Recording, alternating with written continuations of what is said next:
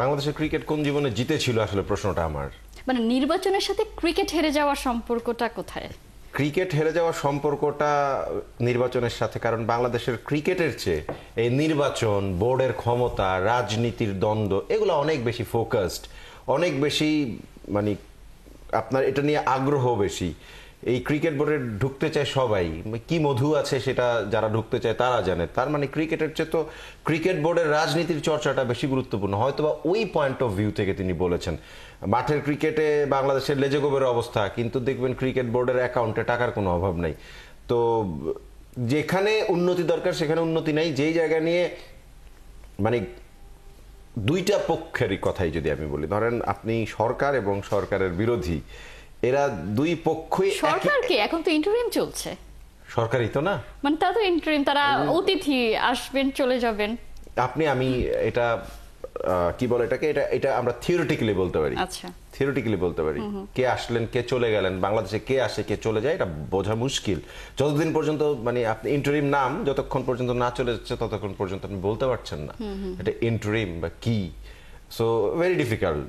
আপনি আমি বলতে পারি, কিন্তু অনেক কিছু অনেক রকম থাকে যেগুলো আমরা বুঝবো না, বা শেষ পর্যন্ত আমাদের মতো মানে আমজনতার আমরা যেটা বুঝবো। তাহলে মাহাদি সেটা নিয়ে কথা বলি, যেটা আসলে আপনি বলছিলেন যে বিসিবির চেয়ারগুলোতে বা ওই জায়গাটায় কি মধু সেটা আপনি আমি জানি না, সেজন্য আমরা ঢুকতেও চাই না, আমরা এই ব্যাপারটাও বুঝতে পারছি না।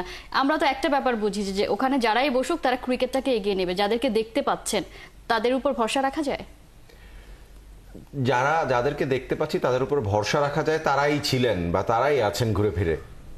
মানে আপনি একটা জিনিস চিন্তা করবেন যে ক্রিকেট বোর্ড কোনো বিচ্ছিন্ন গ্রহ না।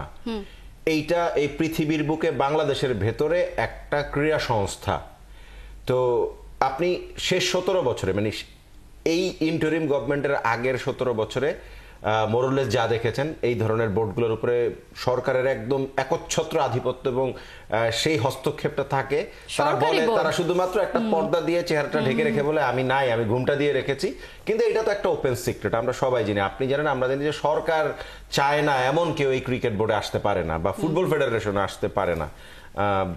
মানে আমরা দেখেছি, মানে এইবার একটু ফুটবল ফেডারেশনের মেরুকরণটা আলাদা, তাও একদম সরকার চায় না এই বিষয়টা, তাও না, চাইতে হয় কিছুটা। তো ফুটবল ফেডারেশন বাদ দিয়ে আমি যদি ক্রিকেট বোর্ড বলি, এটা তো আর একটু বেশি প্রেস্টিজিয়াস এখন নানান কারণে, পয়সার কারণে হোক, এটার মাইলেজের কারণে হোক।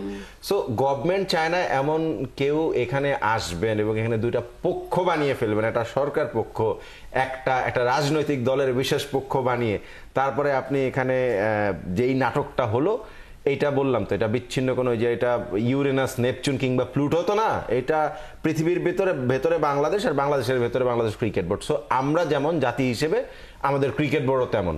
আমরা নিজেরা কি যেটা বলি সেটা করি না, আর যেটা করি সেটা বিশ্বাস করি না।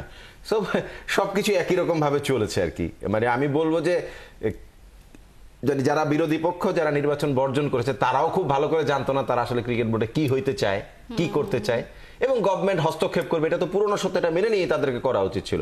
তো কোনো পক্ষে আসলে বুঝে উঠতে পারে নাই, তারা অ্যাবসলিউটলি ক্লুলেস যে কি করতে চেয়েছিল। আর সরকার হস্তক্ষেপ করবে সে তার পছন্দ মতো, কিন্তু উচিত না এটা করা, কিন্তু তারপরে করতে হয়, না করলে হয় না নাকি, এটা একটা কালচার। মানে হ্যাঁ, কালচার, এটা আমাদের, অন্তত আমাদের কালচার এমনই।